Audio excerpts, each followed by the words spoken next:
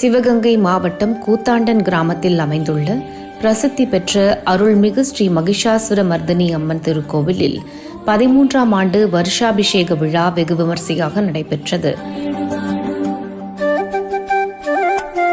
முன்னதாக அம்மன் சன்னதி முன்பு புனித நீர் நிரப்பப்பட்ட நவ கலசங்களை வைத்து கணபதி பூஜையுடன் யாகசாலை பூஜைகள் துவங்கின.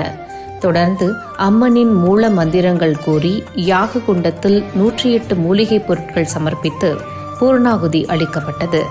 பின்னர் மங்கள வாத்தியங்களுடன் கடம் புறப்பாடு நடைபெற்று கோவிலின் சுற்றி வலம் வந்து மூலவர் மகிஷாசுர மர்தினி அம்மனுக்கு வேத மந்திரங்கள் முழங்க கலசத்தில் உள்ள புனித நீரால் அபிஷேகம் செய்யப்பட்டு மகா தீபாராதனை காண்பிக்கப்பட்டது.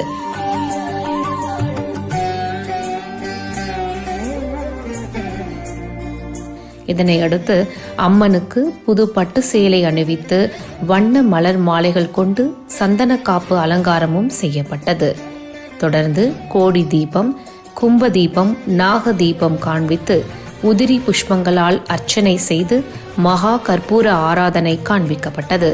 இதில் ஏராளமான பக்தர்கள் கலந்து கொண்டு மகிஷாசுர மர்தினி அம்மனை வழிபட்டனர்.